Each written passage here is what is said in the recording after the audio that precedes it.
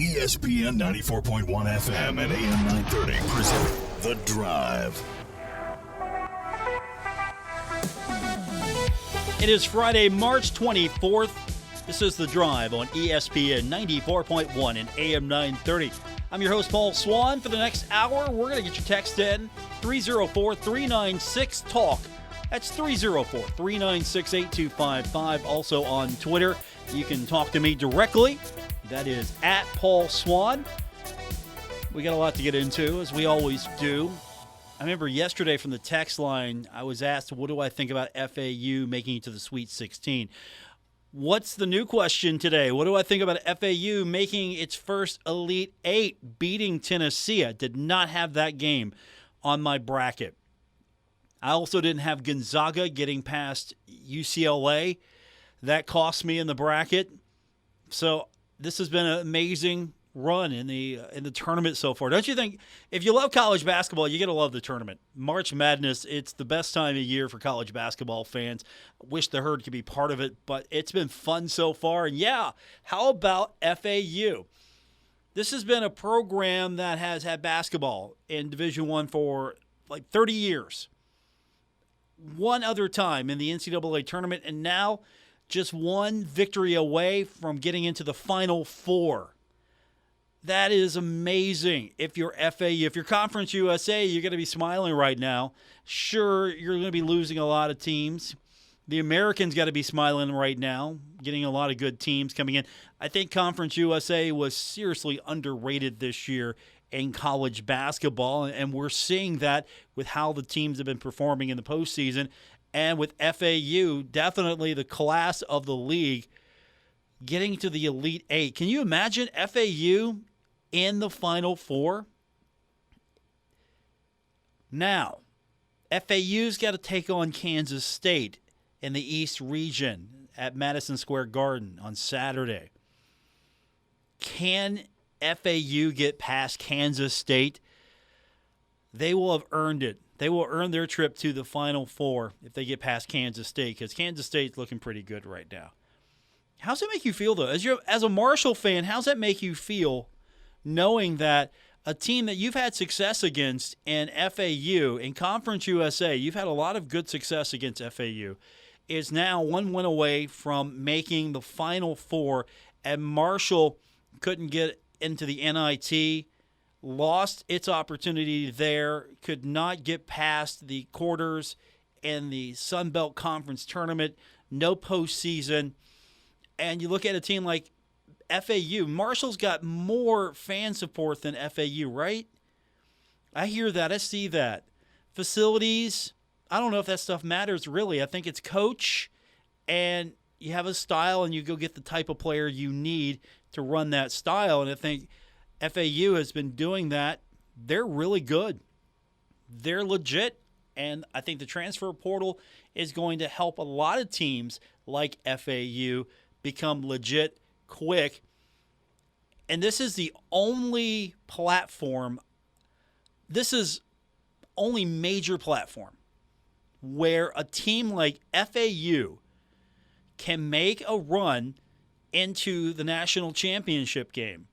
You don't see this in college football. You do not see this in college football whatsoever. Even if the playoff is expanded, are you truly going to see an underdog like an FAU make it to the championship game? You might. But here's an opportunity. If Marshall really went all in on basketball, even more so than it does now, could you imagine?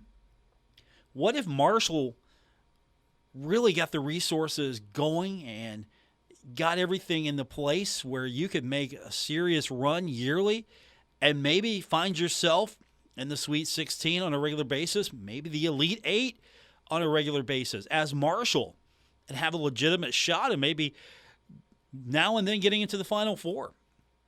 Coming out of the Sun Belt. Now, the Sun Belt's going to have to do a lot more to get basketball into the proper shape. It's not a basketball league. It's a football league for sure, not a basketball league, but hopefully that's going to change. But yeah, ninth seeded FAU. They're 34-3 now, taking on third seed Kansas State. Should be a fun one. We're going to have that game and the rest of the Elite Eight coming up tomorrow. But we've got more Sweet 16 action tonight here on ESPN 94.1 and AM 930. It's going to be Alabama versus San Diego State. That's going to tip at 6:30. And then Houston will take on Miami. 7:15 will be tip time there. And then Creighton will face off against Princeton. And then Texas versus Xavier. That's coming up tonight at 9:45. And that Creighton-Princeton game, that'll tip at 9. We'll have those games. It's one massive feed. Wherever the action may be is where we're going to be on our feed tonight. We'll start with Alabama, San Diego State, then get you to Houston, Miami, back and forth between those games. There'll be overlap. Creighton, Princeton, and then Texas, Xavier. You won't miss a thing. If you can't watch the games, we invite you to listen. If you're going to be in the car, if you're going to be out somewhere, you can take our streaming app with you as well. Just download it on your iPhone or your Android. You can go to our website to get those links directly at WRVC.com. So we are coming up on the Final Four. That's going to be next week, but we've got the Sweet 16 to finish, and then we'll get into the Elite Eight. All coming up right here on ESPN 94.1 and AM 930. All of this basketball action, of course, brought to you by GoMart and Kentucky Farmers Bank. So we appreciate them sponsoring March Madness on ESPN 94.1 and AM 930. Also on our sister station, Cat Sports 93.3 and 1340. And don't forget the Division II Men's National Championship. That's coming up tomorrow as well. It's going to be a 3 o'clock tip, 2:45. We're going to go to that game. We've got it here on ESPN 94.1 and AM 930. This is going to be an interesting one because Nova Southeastern, this is a team over the last 2 seasons, 65-1, facing off against West Liberty. Now, if you're not that familiar with the story, West Liberty used to be coached by Nova's coach, Jim Crutchfield. He left not long after leading West Liberty to the national championship game. He then took over a program that wasn't very good, as now brought them to the national championship game. Faces his former school in the title game.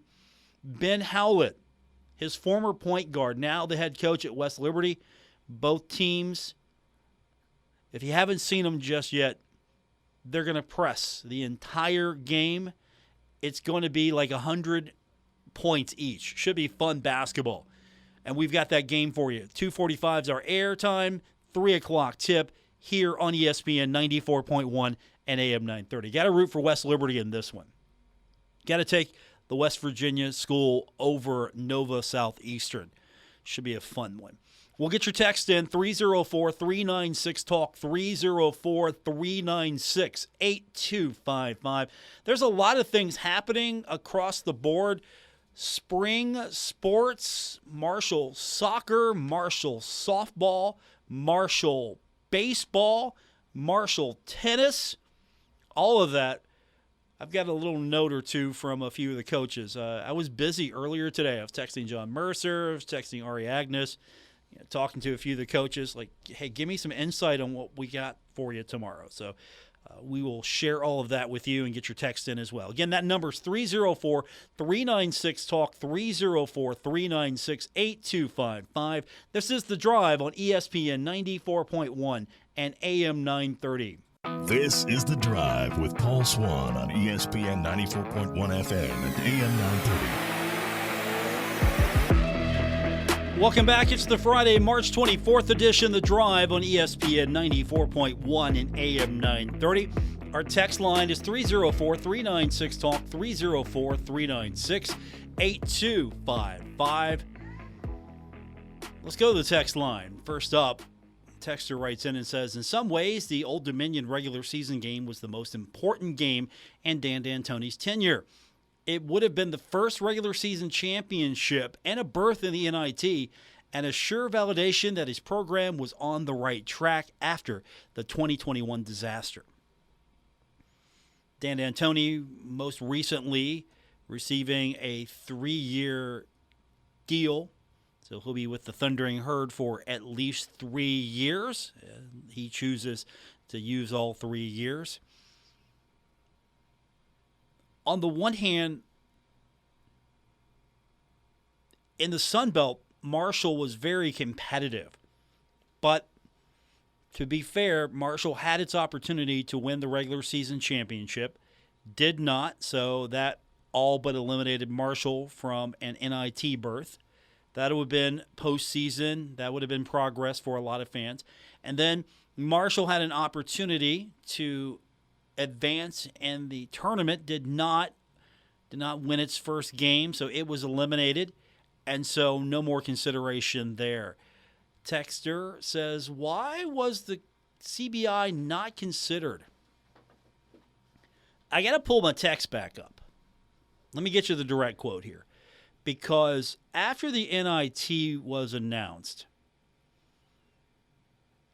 I text Marshall Athletic Director Christian Spears, and he was very prompt in responding to me.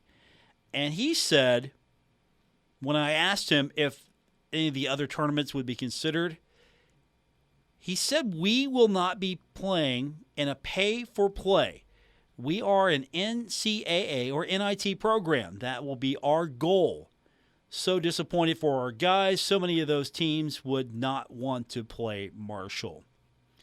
And that wasn't something that they just made a rash decision on. That was a decision that was come to before the announcement. So if Marshall was not getting in the NIT, the players already knew that they were not going to be continuing in the CBI.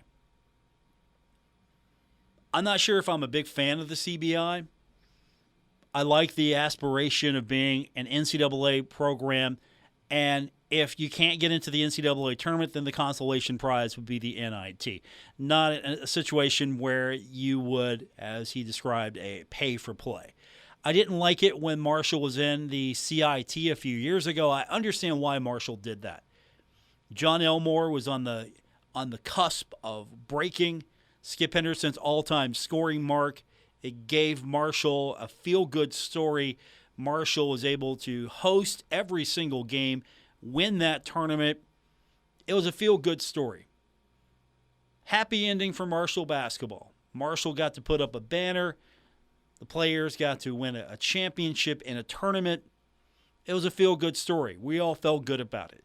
We like John Elmore. We still like John Elmore. No regrets there, but I don't think that's going to be the standard moving forward. It's going to be NIT if you don't get into the NCAA.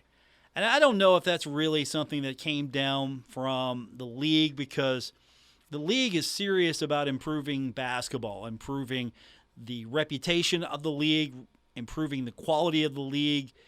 And I hope that Marshall is going to be on the forefront of that. Marshall has a strong opportunity here to be very good in the Sun Belt for years to come. And I don't know if the CBI does anything for you. You pay to play some games. I don't know if that really benefits Marshall basketball. Sure, if you're a fan, you want to see the team. Honestly, if you're a fan, you want to see the team play. That's the consideration. You want to see Marshall play one more time. Texter writes in, are you serious? Selling a kid on going to play basketball in Huntington, West Virginia, or Boca Raton, Florida? Really? I'm from here, but it's a hard sale. I don't know if you can compare the beach to the sandy shores of the Ohio River. I get that. If we're comparing shorelines, sure. The beach is going to beat the sandy shores of the Ohio River. That's why you need to build the program.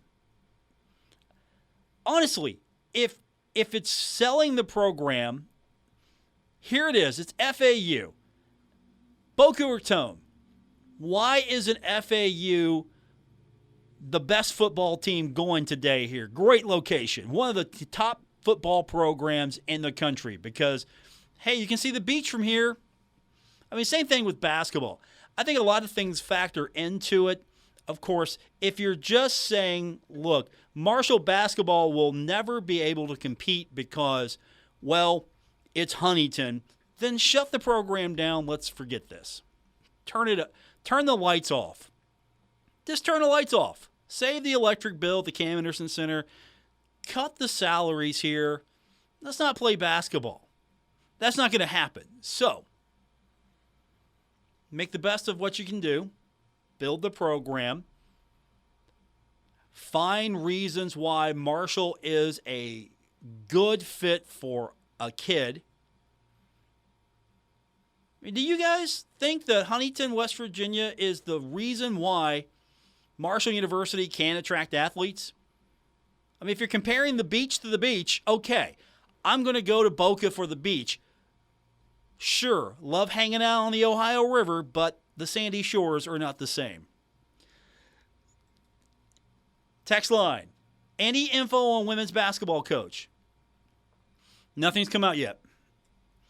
I think we'll get something next week if it is Kim Stevens. If she is the target, and according to the president of Glenville State, that was Mark Manchin yesterday. He was on Metro News Talk Line with Hoppy Kirchville.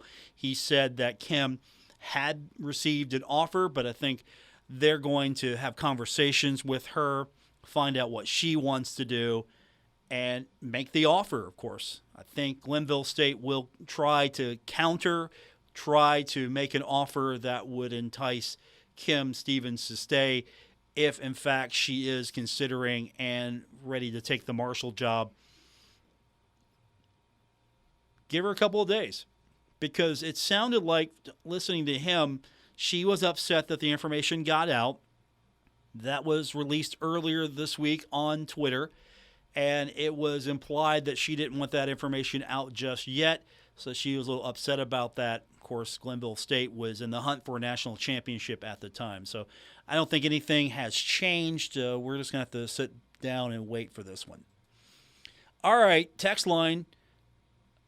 Conference USA was strong this season. They only got a single bid. Okay, plus 2 teams in the NIT. The Sun Belt is and will be, for the foreseeable future, a 2-bid league, one each NCAA and NIT. The CBI isn't ideal, but it is more exposure. So how much exposure is the CBI? Does the CBI give you that much more exposure, or is it a platform for Marshall basketball fans to watch more Marshall basketball? How many of you are tuning in to the CBI? How many of you are tuning in to the NIT, the women's NCAA tournament, the NCAA tournament? All eyes are on the NCAA. There will be some eyes on the NIT because it has a little bit more prestige than the CBI. ESPN's pushing women's basketball heavily. That's its product right now, so you're seeing a lot of push on that. I don't think you're seeing much exposure on the CBI. You would get some exposure based on the fact that Marshall's playing, so we would be talking about it, but I don't know how much of a footprint that you're going to get nationally from being in the CBI. Texter is writing in and saying, I'm half and half on the contract extension. It would take an act of great prestige to get the D'Antoni name away from Marshall for something new. Looking forward to next season. Go Herd. Here's the reality. Dan D'Antoni won the most games as a head coach this season at Marshall University. Dan was 1 game away from winning the regular season championship. Dan, if successful in that last game, would have had a conference championship. Regular season. So, Tavion's gone. Andrew's coming back. Can Dan replicate that success? That's the big question.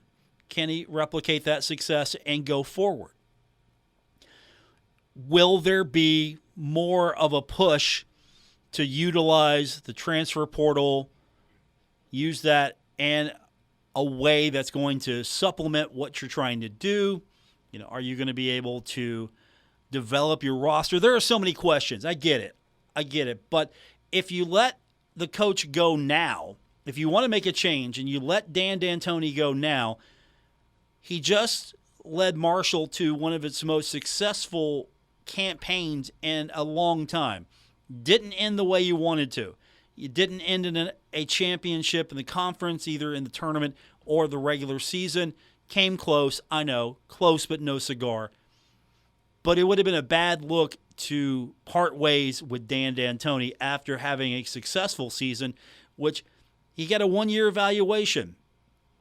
And I know Mike D'Antoni is a huge supporter of the Thundering Herd program. I know that Kathy D'Antoni is on the Board of Governors. I did watch the vote. She recused herself. Of course, she's still part of the Board of Governors, so I know there are conversations being had. I don't know how much she's really saying, what she's doing, but ultimately there were other people who voted as well. Athletic director, program, wanted to keep Dan D'Antoni, so he's got a 3-year deal. He gets to leave on his time. Do you show him the door? Do you show the coach who won you all these games in a bounce-back year, do you show the coach the door, or do you give him a few more years? 304-396-TALK, 304-396-8255. And, of course, if you show him the door after having such a successful season, I think that's a bad look. Here he is, the only basketball coach to take Marshall into the NCAA tournament and win a game, and at the same time, we've seen other coaches try and fail. So Dan's got a leg up on a few of these coaches about this.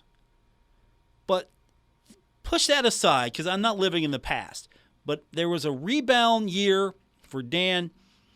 He was on the verge of winning a regular season championship. We're all disappointed in that. I get it. Marshall did not end the season well. Can Marshall rebound and have an even better season next year? And will Marshall be able to advance the program, grow the program, develop players, recruit the talent you want, bring talent in from the transfer portal? I mean, these are all going to be valid questions. These are going to be valid questions we're going to ask over the next few years. And if Marshall has a terrible season, then what happens? If Marshall has a great season, justified. You can't look at this as, okay, it's going to be static, because I don't think it can be static. Marshall's going to have to put more effort and emphasis into making basketball one of the premier sports at Marshall University. Plain and simple. The opportunity's there. It can be done. And I don't think you have to live on the sandy shores of the beach in Boca. I think you can get it done with the sandy shores here of the Ohio River. You can tell me what you think at 304-396-TALK, 304-396-8255. More coming up on this edition of The Drive, ESPN 94.1 and AM 930.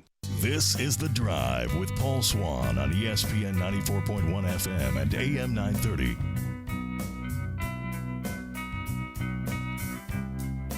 Welcome back to the Friday, March 24th edition of The Drive on ESPN 94.1 and AM 930. My name is Paul Swann.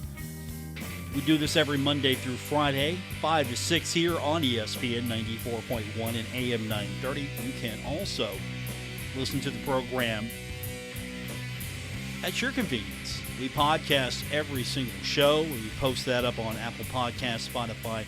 Wherever you get your podcast is where you'll find this edition of The Drive. Let's get those texts in. Again, that number is 304-396-TALK, 304-396-8255. We had an interesting question about how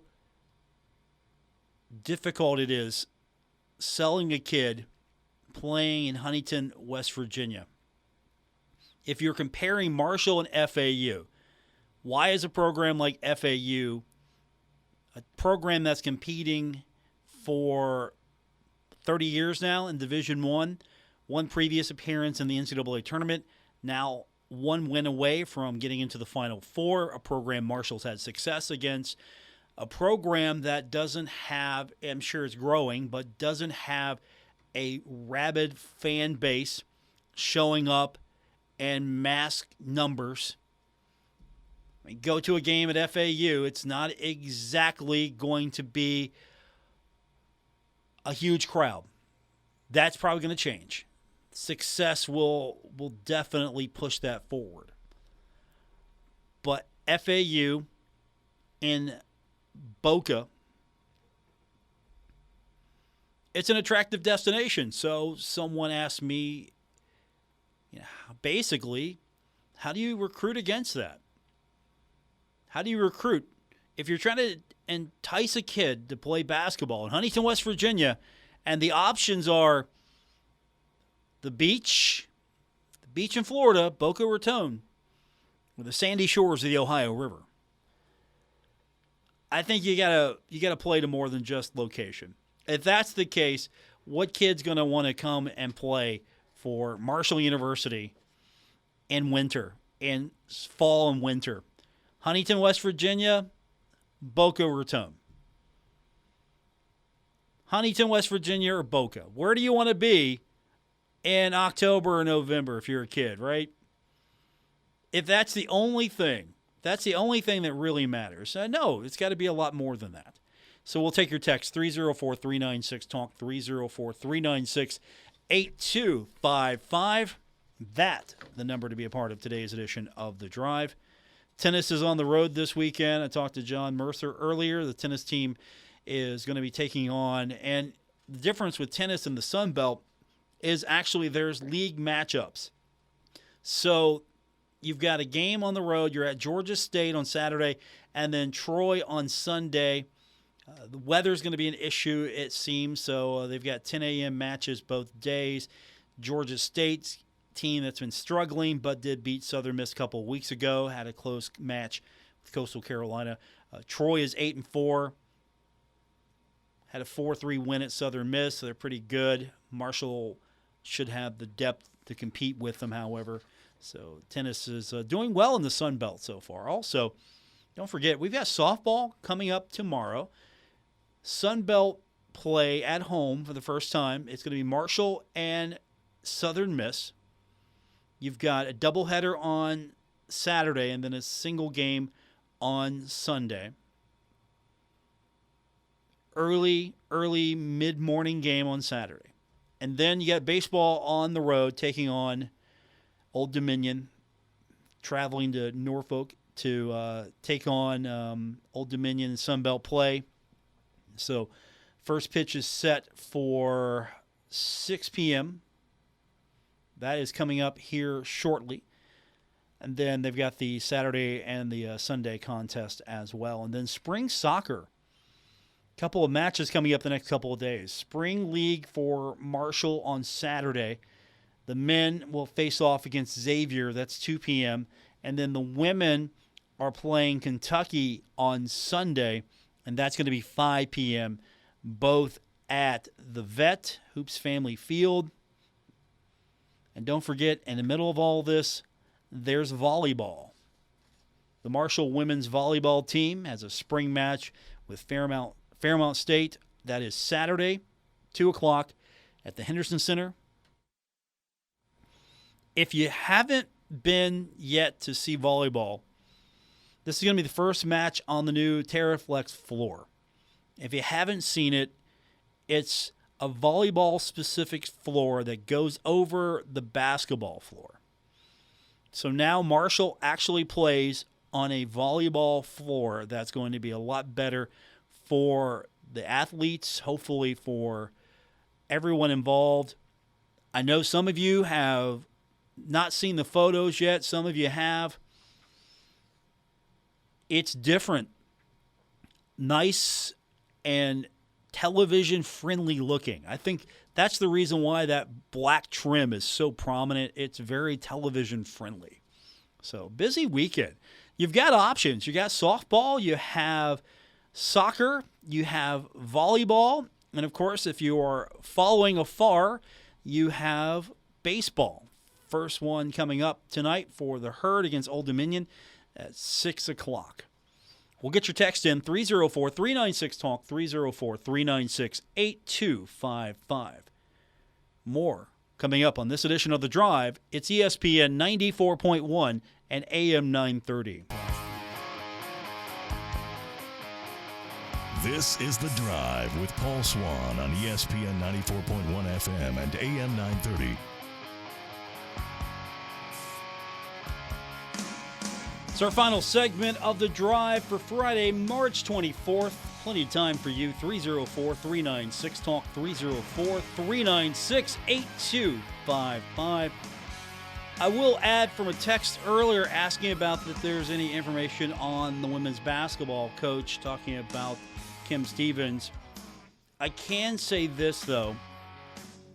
Metro News reporting that the president was meeting with Stevens today. I'm sure that meeting has taken place at this point.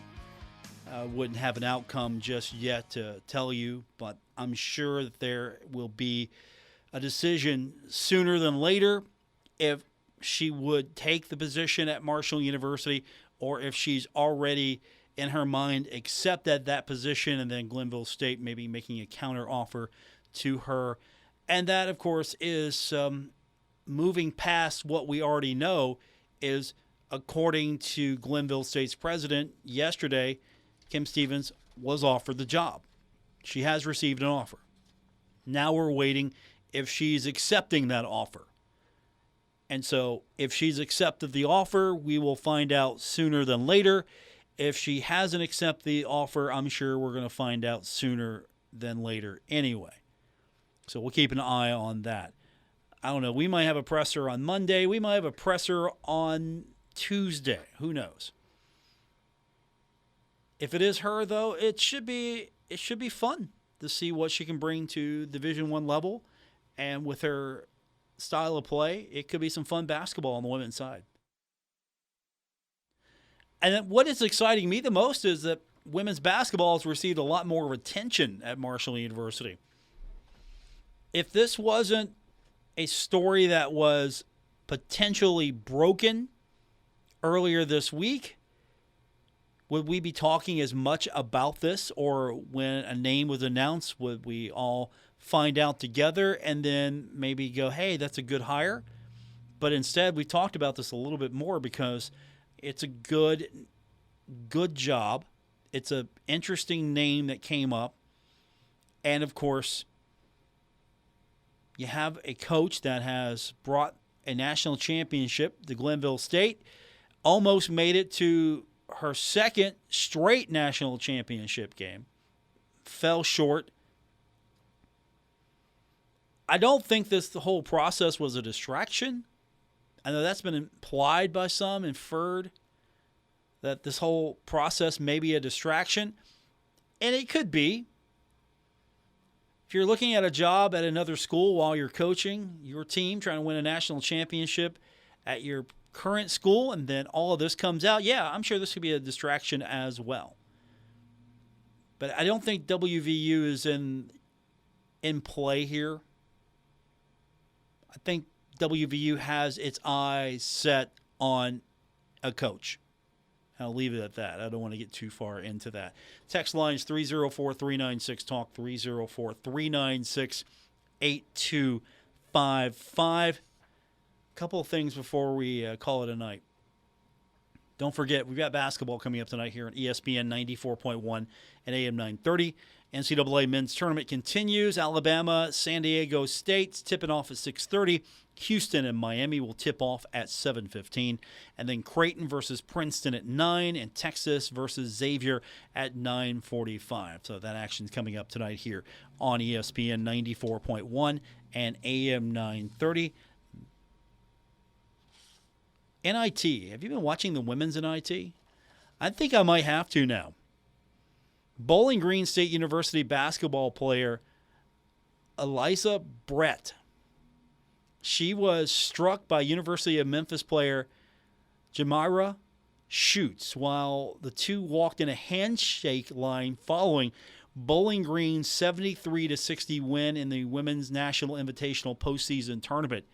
So Schutz has been charged now. This isn't professional wrestling where you can just walk up and punch someone outside the ring here and it's okay. This is real. This is basketball. You can't just punch.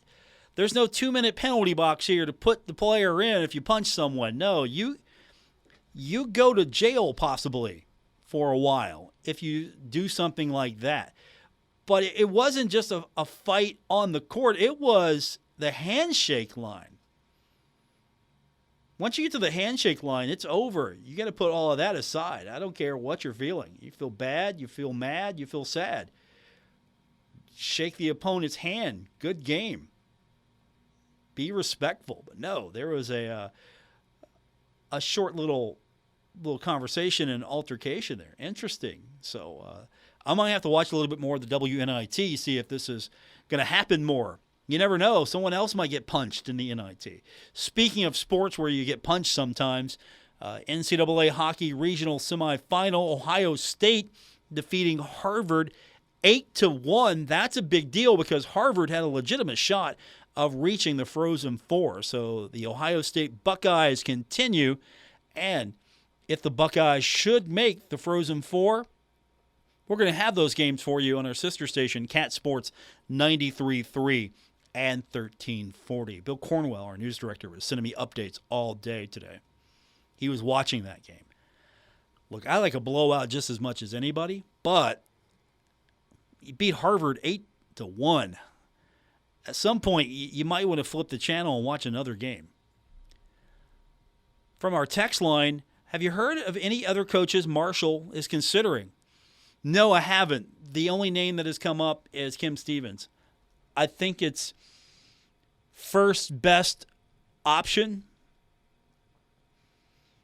I don't think that Marshall has pursued other candidates, or if Marshall has, there hasn't been a leak.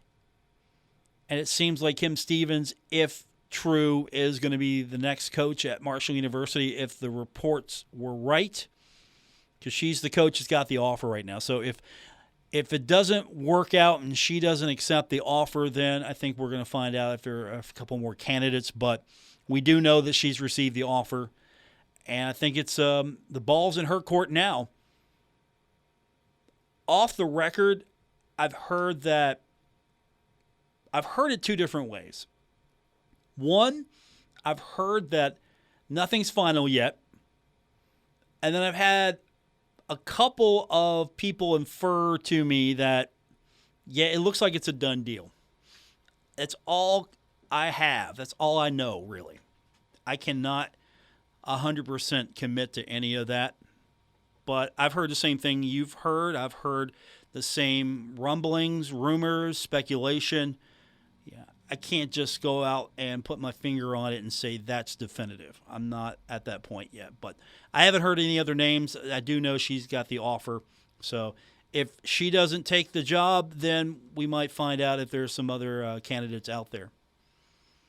Because she seems to be the natural fit. She seems to be the perfect candidate for the job. Up and coming coach into Division I from Division II, very successful. Makes perfect sense if you're going to take your first Division I job. And to be honest, if you're going to take a job moving from Division II to Division I think Marshall's a better fit than WVU, only because you're going to be in the Sun Belt. I think you're going to have an easier time doing it than going right into the Big 12 and trying to compete. With that said, that's going to do it for this edition of The Drive, ESPN 94.1 and AM 930.